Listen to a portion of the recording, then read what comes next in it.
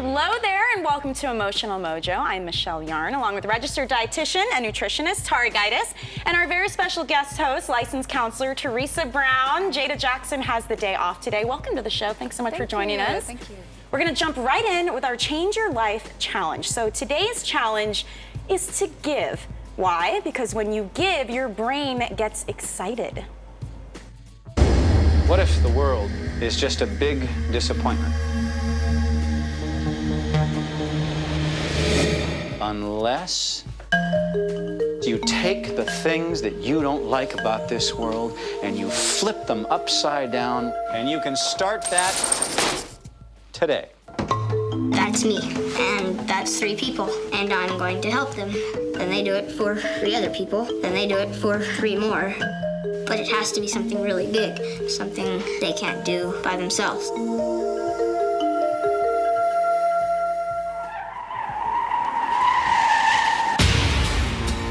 So you guys remember that movie? Oh, yeah, that was iconic for giving. Totally embraces the idea of contagious giving as a tool to change the world. And you've heard the saying, give until it feels good. So that's our challenge today, but we want you to do it anonymously. And that's the trick, because anybody can give and get the props for it, but when you do it anonymously, nobody knows. And so it's like, really, do I want to give? I mean, you really know your true character. Yeah, because you're honestly not looking for anything in return. And it's been shown when you engage in random acts of kindness, you release that feel-good chemical in your brain. So it minimizes stress and anxiety.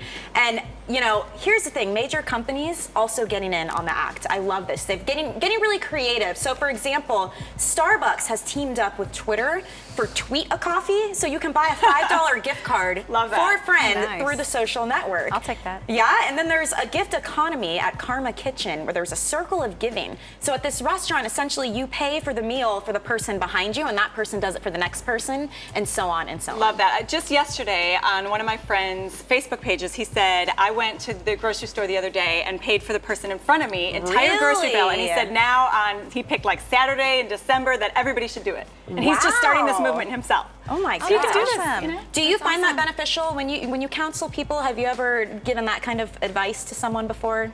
You know, do something nice? Well, of course I do, because you're not doing it only for them, you're doing it for you. Exactly. Yeah. Because, you know, once you start giving, and you'll see the return in the relationship that it comes back to you, so it benefits you as well. Awesome. All right, so maybe you guys at home are thinking, okay, well, what can I do? There are some easy ways. You could pay a toll for someone. Okay, that's pretty cheap.